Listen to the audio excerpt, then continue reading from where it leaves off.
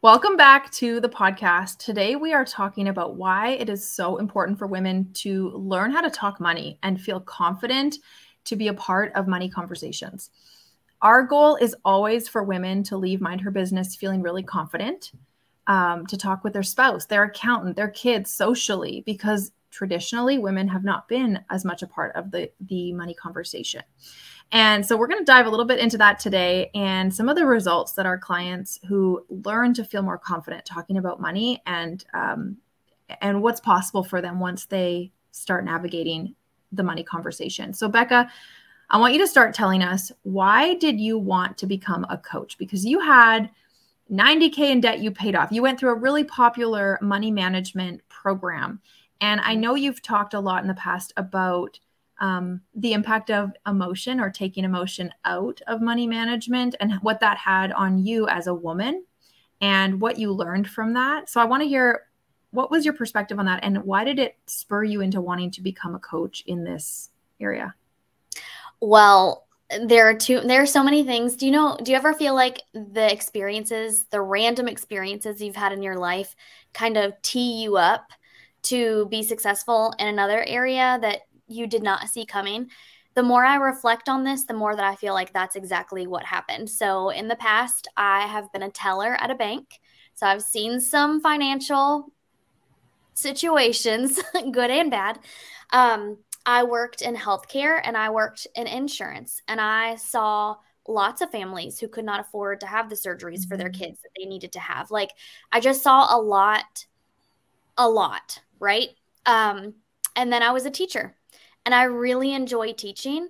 And then my son was born and I decided I didn't want to teach other people's kids. It was just this whole journey for me in my, I would say all of my 20s.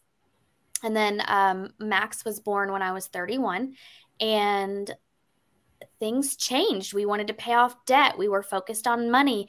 And the more that we were focused on being intentional with our money, the more other people started paying attention and asking questions.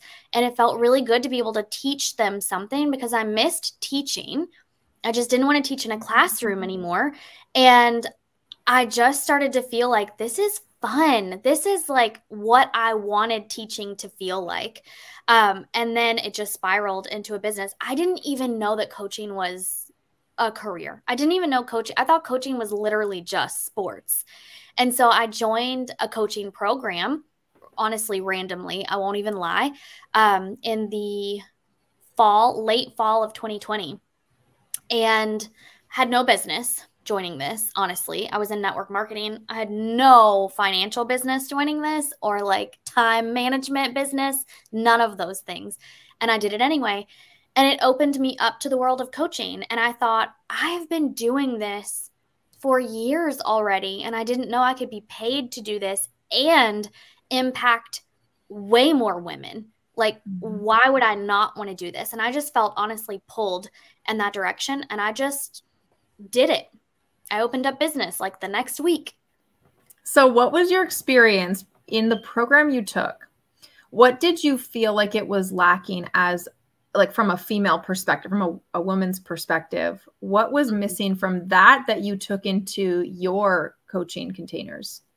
The financial program? Yes. Okay. I did several. I did a couple actually. And they were taught by men, which is fine. What I found was lacking was being able to allow me to have emotions about money, to allow me to sometimes set a goal based on emotions or the emotion that I wanted to feel when that goal was hit, right? To pull me out of what I was feeling now so I could move to higher ground with emotions. I mean, I just feel like, especially with women, a lot of what we want our financial goals to be are because we have kids, because we have a family, because we want better for ourselves and our families, and maybe even the people around us. And how can you remove emotions from that? How can you reach a goal not paying attention to or allowing yourself to feel emotions? It cannot be black and white. Money cannot be black and white. Yes, the numbers tell you a story. When you're looking at the numbers and you peel everything else back and it's just the numbers, they tell you a story for sure. And then you add your filter of emotions and What's important to emotional you? intelligence, right? It's important for that filter to be there because that is going to tell you what your next step is, what your goals should be. Are they aligned with what, are they now aligned with what they should be or where you really want to go? And I just found that it wasn't as black and white as they pretended that it was. Right. I know that in my financial journey, I just shared this story this afternoon in a group that I'm in, where when I went through the first round of Mind Her Business and was putting all my numbers into my spreadsheet, looking at what we had spent eating out that month, I realized we could have gone to Mexico. Mm-hmm. And that story that my numbers told certainly was quite a tall tale. And also at the same time, you know, we talk about it not being black and white. I don't want to not eat out, but I also don't want to spend that kind of money eating out. And so being able to just have that data in front of me was a game changer for knowing how to make decisions to move forward with it, and then know how to confidently bring that up with my husband on, can we get on the same page here?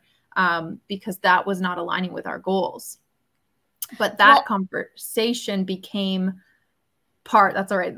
That conversation was something that I was more easily able to bring up with him because I was now really in our finances. And up until that point, like, he'd been paying the bills. He'd been taking care of that stuff.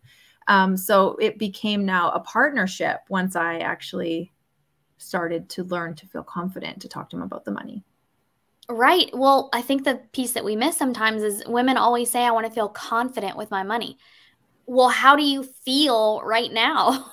What emotions do you experience around money management, money, handling money, spending money, paying the bills? What emotions do you have now? Because I know you have them. We all have them. And what emotions do you want to feel? So removing emotions from your money makes it, I don't know how to, it's almost like you're watching somebody else's movie, right? Like, you're not in it. It's not about you. You're not the main character. It's somebody else's that you're taking care of. And then without that emotional attachment to that goal, you are very unlikely to hit that goal. You have to have the emotional attachment to the goal. Now, we do say data over drama. We're not going to let our emotions drive our habits and drive our decisions. But the emotion is attached to the goal, why we want it. What is it going to get us in the end? What's the result? What's the transformation? What will my life look like and feel like? That's the emotion that we're talking about. And I felt like that was what was missing from what I was learning. Yeah. I mean, putting the emotion into that example I just shared is also, you know, it's a value of ours to be able to give our kids experiences. So that's why I was like, whoa, we could have gone to Mexico on what we just blew eating out this last month. So yes, in that same vein, I know that a ton of our clients have spoken to you, you know, in that same pattern with their spouses managing the money. It's very common for women to say, well, my husband pays the bills, and my husband, you know, they both make money, they both manage money, but he's really managing. And a lot of our clients have said, my husband is doing this, and I don't have anything to say about the bills and those things because I just don't know what's going on with them. So what are some of the things you're hearing and you're seeing that you want to make an impact on with the women in our community? I have 3 specific women in mind, and they're all at different parts of this journey, right? But they all came saying, my husband takes care of the finances, and I want to be an equal partner. I want to be able to contribute my ideas. I want to be able to think of my own goals for our family to be able to work towards. I want to have an actual conversation and not a fight about money. And I want to know how much I can pay myself every month, because my husband knows that I'm working on this business, but like, hasn't seen any money from it. So he doesn't believe that it's an actual business. These are the things that were happening. One in particular, I had a conversation with her 2 weeks ago. So that would have been 6 months into Mind Her Business. She said that she, just in casual conversation, she told me that she and her husband sat down and had a conversation every week about money. And I was like, wait, pause. What did you just say? Oh, yes, we have conversations now frequently about money, not fights, conversations where we're planning and we're deciding what to do with it and when are we going to take this vacation and how much is it going to be. And I was like, 6 months is not a lot of time. It's not a lot of time. If you think about the big picture of your life, she was able to change the way she and her husband talk to each other, act towards each other, just exist in the same home together because she learned about money and she learned, more importantly, about her own money story that she was bringing into the conversations that probably was not a true story for her, but that's what she'd always told herself. So it may not be like, I want to take over the finances. I want to take them over from my husband. It can be as simple as I want to be able to sit down with him and have input. I want to sit down with him and understand what he's saying when he says we have this goal and we need this much and whatever, right? Or we want to invest. I want to be able to come to the conversation and feel like an equal and feel very confident just giving input and asking questions and saying things like giving my opinion about things. It can be as simple as that. And how, just think about the rest of your marriage. Like that's one part, right? Money is one part. It's a big part, but it's one part. But think about all the other parts of your marriage that could be even more solid when you know how to confidently and calmly, peacefully talk about money and be on the same page. It's huge. It like everything. How much are we going to spend on Christmas gifts for extended family this year? Are we going to go out to eat this weekend? Or are we going to stay in? Are we going to invite people over for dinner? Can we afford to do that? Like all those little things when you, I mean, when you have a big family, especially like in my household, we have a really good income and we have a lot of people to pay for and they all have a lot of activities and we do a lot of travel activities and there's a lot of expenses. And if I didn't know where our money was going, it would be really hard for me to feel like I could. I remember even before I was more so like helping to manage the money. Now it's really a partnership, but before I was just always like blindly trusting that Andrew was taking care of everything. And that when he says, yep, we can afford this. No, we can't. I was just fully blindly trusting him. And I mean, I can trust him and I didn't have anything to worry about, but I didn't actually know. And I think for a lot of women, there is a lot of, you don't really know until you know. And so it's really important that you can both be on the same page and actually know where your money is not just coming from, but where it's going and what your family can afford so that you can do more of the things that you actually want to do. Because us blowing through a lot of money and eating out was the difference between, like, honestly, it was like over $2,000 that month. And it was because we had been, you know, kind of moving and there was a lot going on, but, or renovating, but it wasn't a norm, but at the same time, it was like, that could have paid for Christmas. That could have, so it was just like blind spending and not being on the same page and not being proactive with our spending, was really eye-opening. And so I think there's a lot of that can happen. And we know that the one of the top causes of divorce is money struggles, because we can see how it spills into all these other areas of your relationship when you're not on the same page. So that one really like hits home for me because it was just so eye-opening just to see like going to McDonald's and grabbing fast food and restaurants because of the convenience, just how quickly we were able to like really, like, luckily we were fine, but like that was a lot of money to spend on something that we didn't mean to. Well, it's not necessarily the financial, like finances ruin couples. It's the lack of communication about finances. And that's what we're trying to get at today. Learning money management gives you the skills and the knowledge and the confidence to be able to be in communication about money, no matter if it's your spouse, your kids, your accountant, your business partner.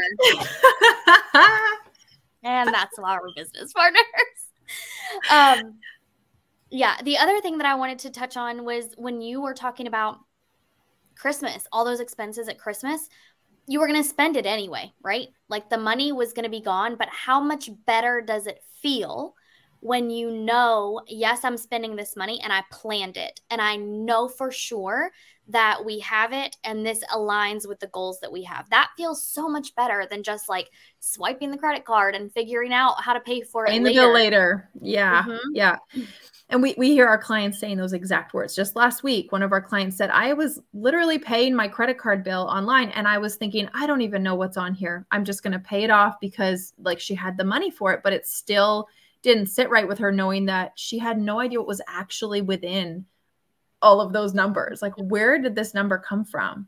And so imagine if you're not even clear on, like, let's say your credit card bill is $5,000. Imagine that if you actually knew what was on there, maybe half of that was just frivolous spending that doesn't align with your goals. And that's $2,500 that you could put towards that vacation you want to take with your family. Or Anything. Christmas, anything. Upgrading your vehicle, like anything that you want, investing in your business, hiring help.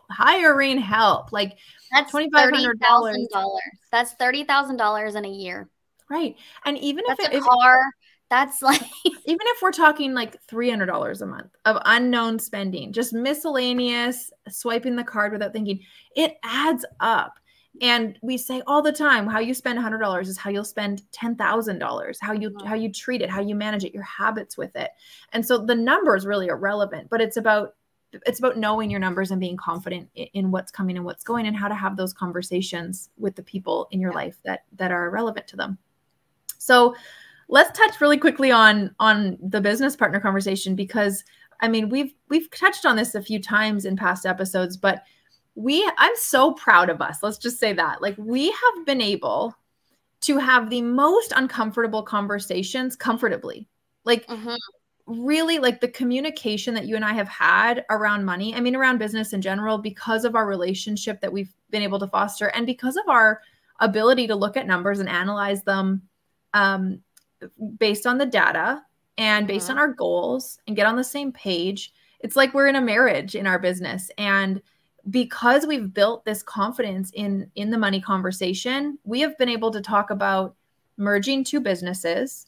What does that look like financially? How much are we going to pay ourselves? How do we split profits? There's a lot of uncomfortable conversations that have come up that could have, really gone icky, we'll say. Could have gone sideways. But like, I don't think we've had one single conversation that hasn't ended in us on this, started middle and ended with us on the same page, because we are so able to talk about money together and possibilities, options, and we're on each other's team. And I think that is what the goal is when you're in a marriage, to be able to have this candid conversation with your partner about money. And for that matter, to be able to walk into your accountant's office at the end of the year and confidently talk about where you're at with your money and what questions you have for them, and that it's okay not to know everything and have all the answers. That's what's possible when you start stepping your foot in the door of learning about money and building some confidence in how to talk about it.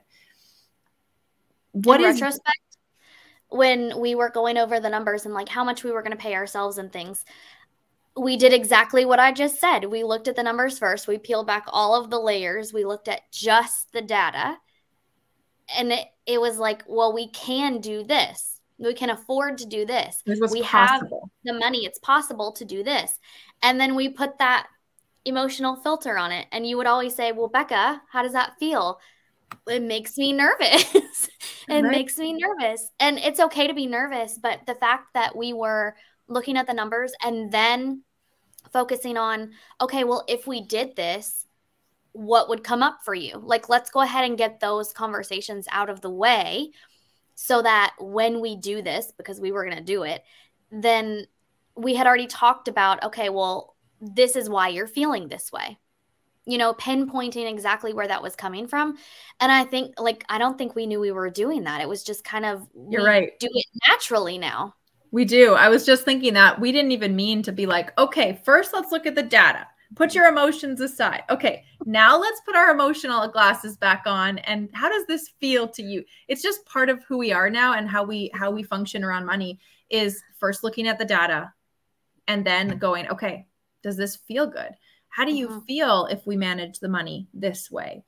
What does that make you think? How are you energized by that? Or are you feeling a little bit paralyzed by that? Is this going to make you feel confident or less confident? More, how much do you need in the bank account as an emergency fund so that you can feel secure? Those are the feelings that we're talking about bringing back into the money conversation. And I just love that realization that we're literally having right now, that we do exactly what we preach. We just do it naturally now. And it is, opened a lot of doors for us in our businesses, and built some new skills and habits just in our money in general, with money conversations, and being more candid with our spouses and with our kids, and learning how to have that conversation outside of, this safe place that we've built here. Well, we ask our clients that all the time. We asked one this morning, here are your options. Which one feels like the best for you? Well, I'm leaning towards this. Okay, great. If you did that, how do you feel? And because emotions are wired into us as women, they just are. I'm not saying men don't have emotions, but I'm saying that we are more hardwired to feel these emotions. And I don't know about Marley. I'm a feeler. I feel very deeply about things, whether I want to or not.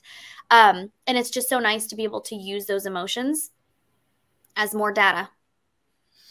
So before we wrap up today, one of our clients this morning came in to the program feeling like she didn't have any control over her money. It was just sort of like happening to her, like many people do. They go through the motions, they pay off the bills, the money comes, it gets spent. They're just like, it'll work itself out. And, she really came into the program head down and just followed the steps. And what she said today, after probably, I don't know, a month and a half in the program. Yeah. She said, I got really busy the last little bit with life just happening, and I haven't looked at my money. And what I realized when I sat down and took just 5 minutes to just look at the numbers, look at my spreadsheet, she said, I felt so relieved and I felt so good. And I actually felt excited to get back into my spreadsheet and get back into my numbers and look at them and just look at them. It felt empowering. It felt, and nothing has really changed in her financial situation other than she now knows the numbers, knows what's coming and going. And here's where we want to this is what we mean, what other coaches mean when they're like, take the emotion of it. There's usually like a story in your mind of like, it's really bad. Most of our clients come to us, they're like, it's really bad, so I'm hiding from it. I don't want to look. And what she found, she was starting to fall back into that pattern of, it's really bad, I'll just avoid, I'm too busy. Then she gets back in and looks and goes, right, now that I know my numbers, I feel relief. I know when I'm like, my reaction is like, I'm so excited for you. And yeah, I know. That's what I've been trying to tell you. Right? It's not about making more money. This is what we tell everyone is, you don't need to make more money to have more money. You need to take care of what you already have first. And then you'll be capable of making more and keeping more. And so that's what we want for women who come into our world, is we want them to leave Mind Her Business confident to not only manage their money, but to talk about money and to just let money be a normal part of their everyday world, managing it, looking at it, taking care of it. If conversations arise, they've got this, because they deserve to have an opinion and have a role in that conversation. So what would give you the most pride, the most joy for the women that are not only in our program, but women that are thinking about coming in? What do you have to say to them? Oh my gosh. Like, now is the time. Don't let another year go by not feeling confident with money, because it's not just the conversations inside your household. You have no idea what doors this is going to open up for you. I had no idea how many doors this would open for me. I mean, and I had no idea. But just the choices that it allows you to have, the opportunities that you can say yes to or no to. How many times are we allowed to say no? Not very often, because we don't think we can afford to say no to opportunities that come up, even though we don't want to do them or we don't want to be a part of them. You have shooting on ourselves. Yes. And stop. You don't have to do it anymore. There's a simpler way, there's an easier way, and the confidence that it gives you, not just with your money, but in every other area of your life, is unmatched. I'm telling you, it's unmatched. You're going to be a better parent.